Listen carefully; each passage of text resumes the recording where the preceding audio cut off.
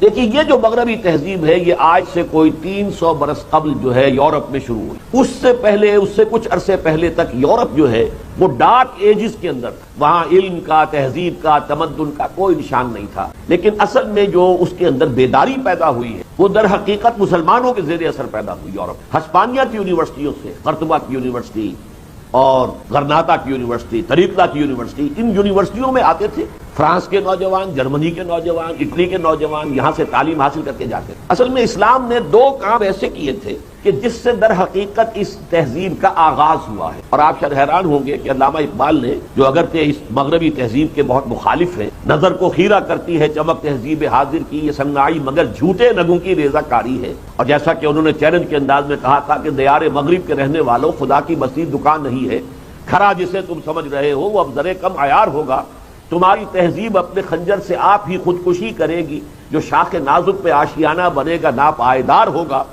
تو جو اس مغربی تہذیب کے شدت کے ساتھ مخالف ہیں وہ بھی یہ کہتے ہیں اپنے خطبات میں کہ مغربی تہذیب کا انر کور جو ہے وہ خالص قرآنی ہے. جب میں نے پہلی مرتبہ یہ بات پڑھی تھی میں چونک گیا تھا کہ علامہ کیا بات کہہ رہے ہیں. ویسٹرن سویلائزیشن کا انر کور ایک ہے اس کا اندرونی، اور پھر اس کے اوپر جو ہے ردے چڑھے ہیں، اس کے اوپر غلاف آتے چلے گئے ہیں. تو انر کور انہوں نے کہا قرآنی، اور یہ بات 100% صحیح. قرآن مجید نے فکر انسانی کے اوپر جو قیود تھیں، حدود تھیں، دباؤ تھا، لیمیٹیشنز تھیں، دو اعتبارات سے ان کو علیحدہ کیا، دور کیا، ختم کیا، لبریٹ کیا انسان کے فکر.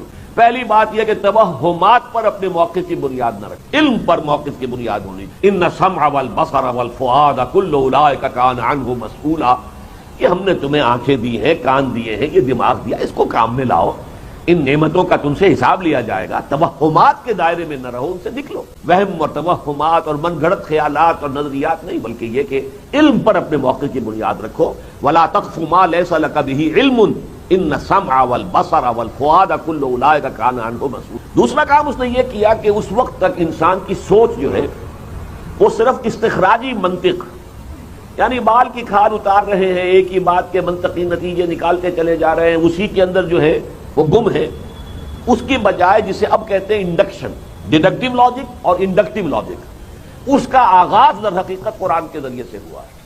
وہ انڈکشن کیا ہے کہ پوری کائنات کا مشاہدہ کرو، کھول آنکھ، زمین دیکھ، فلک دیکھ، فضا دیکھ، مشرق سے ابھرتے ہوئے سورج کو ذرا دیکھو. یہ سب آیات الہیہ ہیں. ان فی خلق السماوات والارض واختلاف اللیل والنہار والفلک التي تجری فی البحر بما ينفع الناس وما انزل اللہ من السماء من ماء فاحیا به الارض بعد موتها وبث فیہا من کل دابۃ وتصریف الرياح والسحاب المسخر بین السماء والارض لآیات لقوم یعقلون. یہ سب نشانیاں ہیں. دن ہے، رات ہے، آسمان ہے، زمین ہے، دن رات کا الٹ پھیر ہے، یہ بادلوں کا چلنا ہے، ہواؤں کا چلنا ہے، بارش کا برسنا ہے، روئیدگی کا زمین سے نکلنا ہے، اور سمندروں میں اور دریاؤں میں کشتیوں کا چلنا ہے، اور جتنے ہم نے یہ چوپائے زمین میں، یہ سب ہماری نشانیاں ہیں. مشاہدہ کرو، غور و فکر کرو، سوچ بچار کرو. ان چیزوں کی جو ہے خلقت کے اندر جو قوانین فطرت مضمر ہیں انہیں تلاش کرو، اور ان کو پھر اس کے ذریعے سے جو قواعد فطرت ہیں ان کو استعمال کرو. اس لیے کہ قرآن کہتا ہے یہ تو سورج اور چاند بھی ہم نے تمہارے لیے مسخر کر دیے. سخر لکم ما فی السماوات و ما فی الارض، تمہارے لیے انسان کو ہم نے خلیفۃ اللہ بنایا ہے، اللہ کا خلیفہ ہے اس زمین پر، تو اس کے لیے مسخر کر دیے گئے ہیں. سورج بھی اور چاند بھی اور ہوائیں بھی، یہ ساری چیزیں مسخر ہیں. تو ان کو استعمال کرو، ہارنس کرو، ان کو لگام لگاؤ، لگام ڈالو، اور ان کو اپنے استعمال میں لاؤ. یہ ساری چیزیں جیسا کہ میں نے عرض کیا ہے یہ خالص اسلامی بنیاد پر یورپ میں یہ فکر پھیلا. اور پھیلا کن کے ذریعے؟ جو ہسپانیہ کی یونیورسٹی میں آ کر پڑھتے رہے اور پھر واپس جاتے رہے. ہمارے نوجوان تو امریکہ جاتے ہیں پھر وہیں آباد ہو جاتے ہیں. اس میں صرف ان کا قصور نہیں، ہمارا بھی قصور ہے. ہم نے یہاں ایسے حالات ہی پیدا نہیں کیے کہ وہ واپس آ کر یہاں انہیں کو باعزت مقام مل سکے. لیکن ان کو بھی وہاں پر سنہری زنجیریں ایسا جکڑ لیتی ہیں کہ وہاں کے حالات، وہاں کی آمدنیاں، وہاں کی جو بھی ان کو آسائشیں ہیں، پھر ان کو چھوڑ کر یہاں آنا ممکن نہیں رہتا. لیکن وہ نوجوان جو فرانس سے گئے، جو اٹلی سے گئے، جو جرمنی سے گئے، وہ واپس آئے. وہ اپنے ذہن کے اندر ایک نئی روشنی لے کر آئے، کھلا ذہن لے کر آئے، روشن خیالی لے کر آئے، غور و فکر اور سوچ و بچار کی ان کی جو صلاحیتیں تھیں، فیکلٹیز تھی مینٹل، وہ بیدار ہوئی.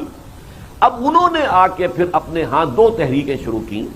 ایک کو کہتے ہیں تحریک اصلاح مذہب، ریفرمیشن، کہ مذہب کے معاملے میں بھی یہ جو ہم نے جو پاپائیت کا نظام قائم ہے اور پوپ کو اختیار ہے جو چاہے وہ جس چیز کو چاہے حلال کہہ دے، جس چیز کو چاہے حرام کہہ دے. یہ کیا کیسے ایک انسان کے ہاتھ میں یہ اختیارات آ سکتے ہیں؟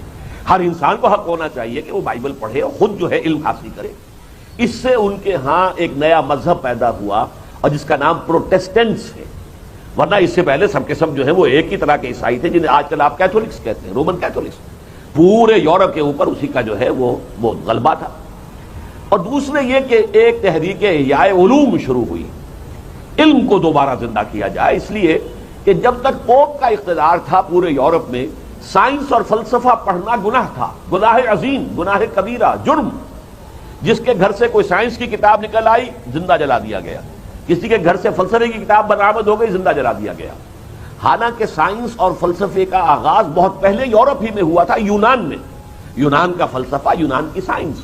لیکن اب وہ سائنس اور فلسفہ وہاں مر چکا تھا، دفن ہو چکا تھا پوپ کے اقتدار کے تحت۔ لیکن اب جو ہے مسلمانوں کے زیر اثر اب سائنس اور غور و فکر، کائنات کا مشاہدہ اور مطالعہ اور اسے نتائج اخذ کرنا، اور جو یہ نیچرل فورسز ہیں، جو اس کے اندر توانائی ہے، انرجی ہے۔ اب جیسے آگ کے اندر ایک انرجی ہے، معلوم ہوا کہ آگ کی انرجی کو ہم استعمال کر سکتے ہیں۔ کسی شخص نے دیکھا کہ چولہے کے اوپر ہانڈی چڑھی ہوئی ہے اور اس کا ڈھکنا جو ہے وہ بج رہا ہے، اٹھ رہا ہے، کیوں اٹھ رہا ہے؟ کس نے اس کو اٹھایا؟ قانون تو یہ تھا کہ جب تک کوئی طاقت جو ہے باہر سے آ کر اس پر عمل نہ کرے، کوئی شے جنبش نہیں کرتی، تو کیا چیز جنبش کرا رہی ہے؟ اس کو معلوم ہوا کہ اسٹیم، یہ جو بھاپ ہے اس میں طاقت ہے، وہ اس کو اٹھا رہی ہے، تو آپ نے اسٹیم انجن ایجاد کر لیا۔ اور یہ اس طریقے سے یہ جو روشنی وہاں پھیلی، تو دو چیزیں، ایک تحریک احیاء مذہب ریفارمیشن اور ایک تحریک احیاء العلوم رینیسانس، یہ دونوں جو ہے مسلمانوں کے زیر اثر وہاں پر یہ رجحانات پیدا ہوئے۔ البتہ اب یہاں دو باتیں ایڈ کیجیے، دو عوامل کی وجہ سے ان میں انتہا پسندی آ گئی۔ دو دباؤ پہلے تھے وہاں یورپ میں، بادشاہت کا نظام، ڈیوائن رائٹس آف کنگز، بادشاہوں کے اختیارات اور حقوق وہ تو خدا ہی ہوتے ہیں۔ جیسے ہمارے ہاں ذل سبحانی، وہ جو اللہ کا اصل میں بادشاہ جو ہوتا ہے، ذل اللہ ہوتا ہے، زمین پر اللہ کا سایہ ہوتا ہے، ذل سبحانی ہے، اسی طریقے کا معاملہ ڈیوائن رائٹس آف کنگز۔ دوسری طرف یہ کہ ڈیوائن اتھارٹی آف کلرجی، کہ پوپ اور اس کے جو نائبین ہیں جس چیز کو حلال کہہ دیں وہ حلال ہے، جس کو حرام کر دیں حرام، اس لیے کہ اصل شریعت جو ہے وہ سینٹ پال نے ختم کر دی تھی۔ شریعت موسوی حضرت مسیح کہہ کر گئے تھے کہ تم پر یہ لاگو رہے گی، نافذ رہے گی، عائد رہے گی۔ Don't think I have come to destroy law, Mosaic law, حضرت موسیٰ کی شریعت تمہیں بھی پابند